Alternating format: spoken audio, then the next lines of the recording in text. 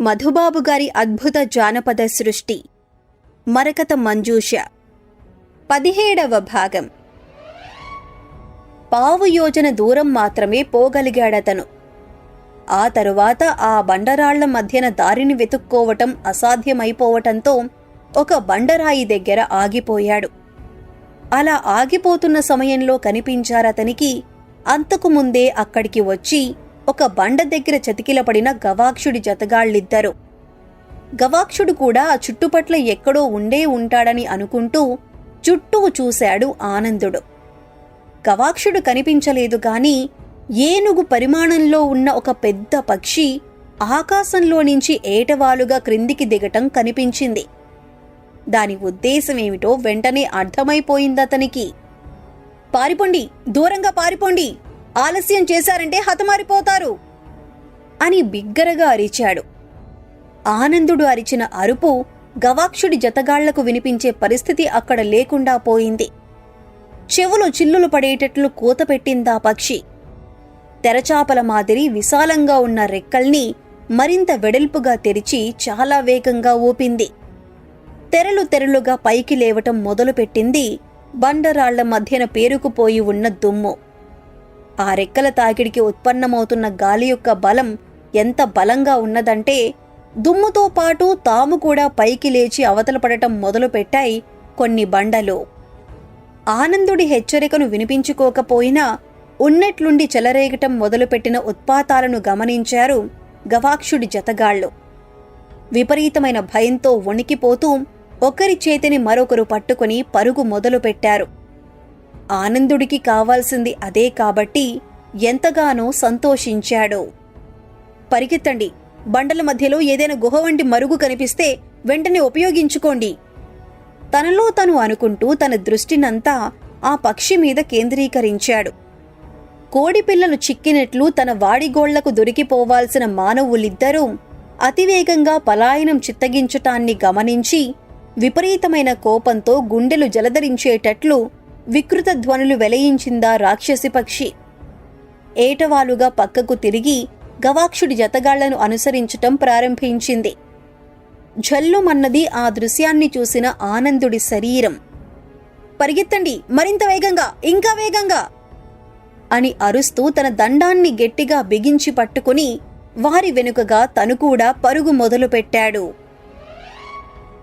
ఆలయం మూసివేసేటప్పుడు అమ్మవారికి సలుపవలసిన పూజాదికాలన్నీ యథావిధిగా పూర్తి చేసి ప్రశాంత వదనంతో కొలువుదీరి ఉన్న ఆ దేవతామూర్తికి సాష్టాంగ నమస్కారం చేశాడు అర్చకస్వామి.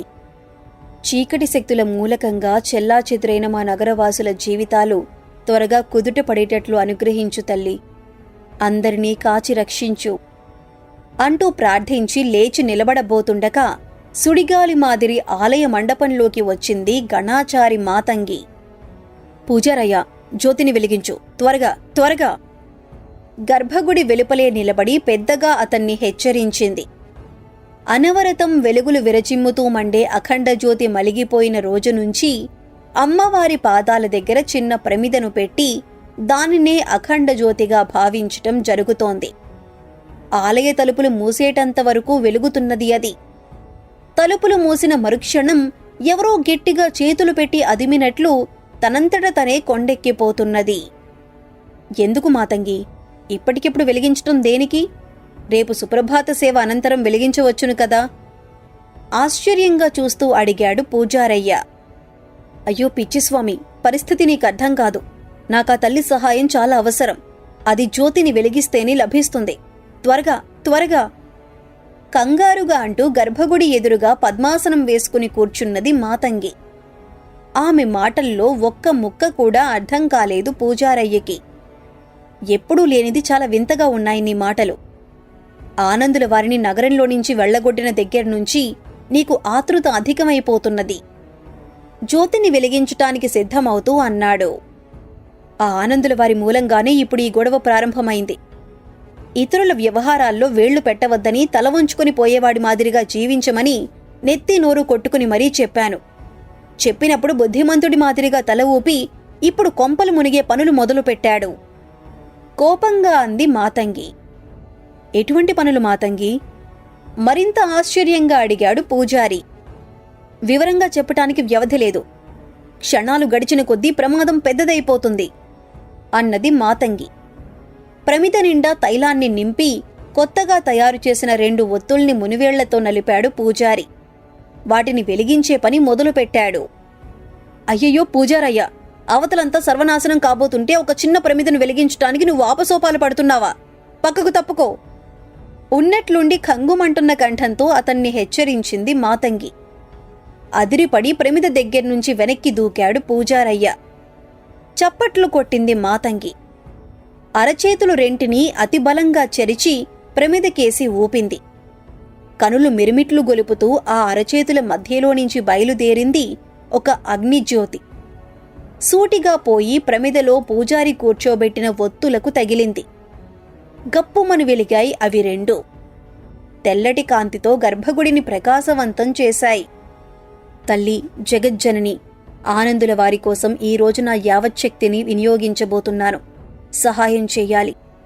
అవతల ఉన్నది దుష్ట దుర్మార్గుడైన నమీకుడి క్షుద్రశక్తి. దాని బారిన పడకుండా ఆనందుల వారిని కాపాడటం నా కర్తవ్యం. శక్తిని ప్రసాదించు అంటూ ఆ వెలుగుకు నమస్కరించి కనులు మూసుకున్నది మాతంగి. విస్ఫారిత నేత్రాలతో విచిత్రంగా చూస్తూ నిలబడిన పూజారి కనులకు మాతంగి కూర్చున్న ప్రదేశంలో ఒక విచిత్రమైన వెలుగు మాత్రమే కనిపించింది. ఆమె అగుపించలేదు. తనివి తీరా మదిరాపానం చేస్తూ వయ్యారంగా నిలువబడి మృదుమధురమైన కంఠంతో తనను ఉత్సాహపరిచే మాయాసుందరి మటుమాయమైన క్షణం నుంచి చికాకు అధికమైపోయింది గవాక్షుడికి.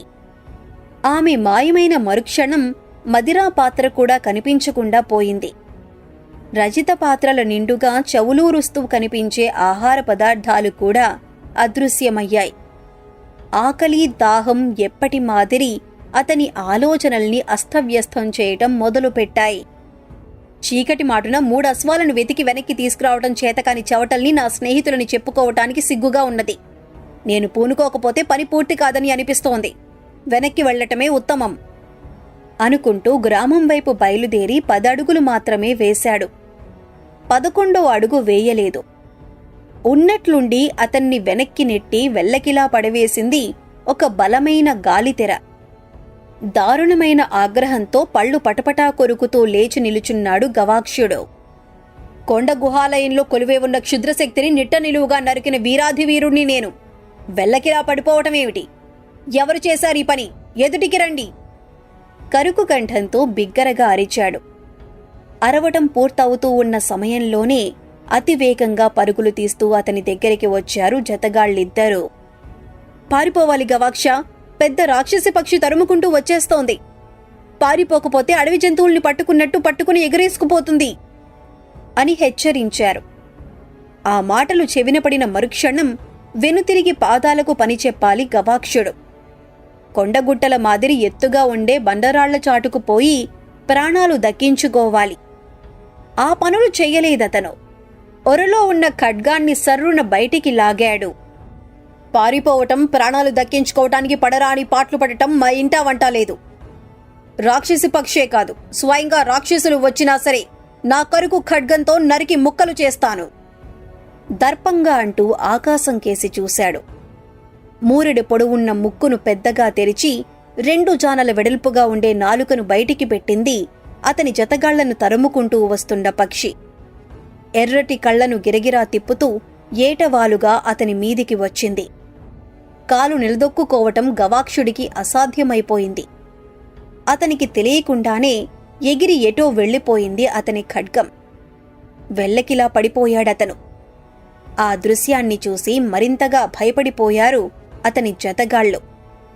అతన్ని కాపాడటం కోసం అక్కడే ఆగితే తమకు కూడా అటువంటి గతే పడుతుందని అర్థమయింది కాబోలు. రెట్టించిన వేగంతో పరుగు మొదలుపెట్టారు. వింటి నుంచి వెలువడిన బాణంలా రివ్వున గవాక్షుడి మీదికి వచ్చేసిందా పక్షి. కాళ్లను నిఠారుగా క్రిందికి దించి అతన్ని తన వాడిగోళ్లతో గట్టిగా పట్టుకోబోతుండగా గింగిరాలు తిరుగుతూ వచ్చి ఆ కాళ్లకు తగిలింది ఆనందుడి చేతికర్ర.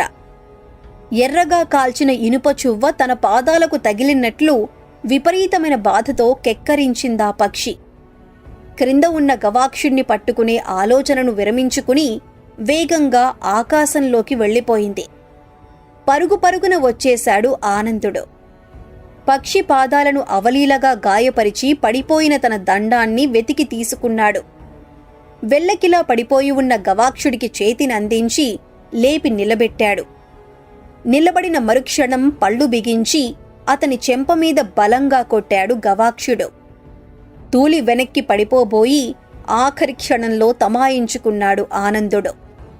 చెంపను తడుముకుంటూ, ఎందుకు కొట్టారు? నేనేం తప్పు చేశాను? ఆశ్చర్యంగా అడిగాడు. నీ అవతారం చూస్తుంటే అడవిలో నివసించే ఆటవికుడి మాదిరిగా ఉన్నది. నీ వంటి అధముడు నా వంటి కులీనుణ్ణి తాకటం క్షమించరాని నేరం. మహావీరుడైన రాకేంద్రుల వారి సోదరుడి కుమారుణ్ణి నేను, దర్పంగా అన్నాడు గవాక్షుడు. తన చెంపను చెల్లుమనిపించిన అతని చేయి ఏదో కొండరాయిని కొట్టినట్లు చివుచివుమంటూ విపరీతమైన బాధను కలిగిస్తున్నదని తెలిసిపోయింది ఆనందుడికి. ఉబికి రాబోయిన నవ్వును అతి ప్రయత్నం మీద అణిచిపెట్టుకున్నాడతను. అడవిజాతివాడిని నేను, కాని నేను సమయానికి వచ్చి ఉండకపోతే ఈ పాటికి మీరు ఆ రాక్షసి పక్షికి ఆహారమైపోయి ఉండేవారు అన్నాడు. నేనా దుర్మార్గపు పక్షికి ఆహారమైపోవటం జరగని పని. వెల్లకిలా పడి నా చేతుల్ని సిద్ధంగా ఉంచాను. దాని పాదాల్ని పట్టుకుని గిరిగరా తిప్పి నేలకేసి బాది ఉండేవాడిని. నీ వల్ల అది తప్పించుకున్నది. నీకు తగిన శిక్ష విధించాలి, కోపంగా అన్నాడు గవాక్షుడు. అనుకోని విధంగా దెబ్బ తగలటం వల్ల అది దూరంగా పరిగెత్తింది. ధైర్యం తెచ్చుకుని మళ్లీ ఇటుగా వచ్చి తీరుతుంది. అప్పుడు మీ పరాక్రమాన్ని ప్రకటించవచ్చు. సిద్ధంగా ఉండండి అన్నాడు ఆనందుడు. రాణి, అది వచ్చిన తర్వాత నేనెవరినో దానికి అర్థమయ్యేటట్లు చేస్తాను, బింకంగా అన్నాడు గవాక్షుడు. అటూ ఇటూ చూసి దూరంగా పడిపోయిన తన ఖడ్గాన్ని వెతికి ఒరలో పెట్టుకున్నాడు. నీ వంటి అధముడి దగ్గర నిలబడి ఉండటం నాకిష్టం లేదు. నేను దూరంగా వెళ్ళిపోతున్నాను అంటూ వడివడిగా నడక మొదలుపెట్టాడు. ఎంత ప్రయత్నం చేసినా ఆగకుండా ఆనందుడి పెదవుల మీదికి పరిగెత్తుకు వచ్చేసింది ఒక చిరునవ్వు. కాలుజారి క్రిందపడినా కావాలని అలా పడిపోయినట్లు గొప్పలు చెప్పుకునే అలవాటు నీకింకా పోలేదు. నిమిషానికి ఒకసారి నా తండ్రి పేరు చెప్పుకోవటాన్ని మాత్రం నువ్వు మర్చిపోవటం లేదు, తనలో తను అనుకుంటూ ఆకాశంలోకి చూశాడు. రాక్షసి పక్షి మరోసారి వస్తే ఎదిరించాలో, ఎటైనా పరిగెత్తి ప్రాణాలు కాపాడుకోవాలో అతను నిర్ణయించుకోకముందే కళ్ళు గిర్రున తిరుగుతున్న అనుభూతి అతనికి కలిగింది. దగ్గరలో ఉన్న ఒక బండను గట్టిగా పట్టుకుని క్రింద పడిపోకుండా ఉండటానికి ప్రయత్నం చేశాడు. ఫలించలేదు అతని ప్రయత్నం. బండ ప్రక్కనే నిట్టనిలువుగా ముందుకు పడిపోయాడు. తల క్రింద ఉన్న రాతి నేలకు పొడుచుకుని ఖంగుమని శబ్దం రావటం తెలిసింది. ఆ నేల బీటలు వారుతున్నట్లుగా కూడా అర్థమైంది. ఆ తరువాత మాత్రం ఏం జరిగిందో అతనికి తెలియలేదు. దాహంగా ఉన్నది. మంచినీళ్ళిచ్చి పుణ్యం కట్టుకో పూజారయ్యా. ఉన్నట్లుండి కనులు తెరిచిన మాతంగి హీనస్వరంతో అడిగేసరికి ఉలిక్కిపడి లేచి కూర్చున్నాడు మండపంలో కునికిపాట్లు పడుతున్న అర్చకస్వామి. అర్ధరాత్రి గడిచిపోతున్నది. నగరమంతా గాఢనిద్రలో మునిగిపోయి ఉంది. ఎప్పుడో 2 ఘడియల క్రితం ధ్యానంలోకి వెళ్లిపోయిన మాతంగి తిరిగి అంత త్వరగా కనులు తెరిచి చూస్తుందని అనుకోలేదతను. గబగబా గర్భగుడిలోకి వెళ్లి అమ్మవారి పాదాల చెంతన ఉన్న తీర్థపాత్రను తీసుకువచ్చి ఆమె ఎదుట పెట్టాడు. భక్తితో నమస్కరించి దోసిలి పట్టింది మాతంగి. పాత్రను ఎత్తి అందులోని తీర్థాన్ని ఆ దోసిట్లో పోశాడు అర్చకస్వామి. తృప్తిగా తాగి హాయిగా నిట్టూర్చింది మాతంగి. నాతో పాటు నిన్ను కూడా ఆలయంలో కూర్చోబెట్టినందుకు క్షమించు పూజారయ్యా అన్నది. మరేం పర్వాలేదు మాతంగి. ఇంతకీ నువ్వు చేసిన పనేమిటి? కుతూహలంగా అడిగాడు పూజారయ్య. నమీకుడి అనుచర గణాల్లో గండభేరుండాల వంటి రాక్షస పక్షులున్నాయి. వాటిలో ఒకటి శరభేంద్రుల వారి తనయుడిని, అతని జతగాళ్లను తన్నుకుపోవటానికి ప్రయత్నం చేసింది, చెప్పింది మాతంగి. మంచి పని చేసింది. తన్నుకుపోయిందా పోలేదా అడిగాడతను. తల అడ్డం తిప్పింది మాతంగి. తన్నుకుపోయి ఉంటే ఈ భూమికి భారం తగ్గిపోయి ఉండేది. ఆ తండ్రి కొడుకుల అహంభావం సామాన్యమైంది కాదు.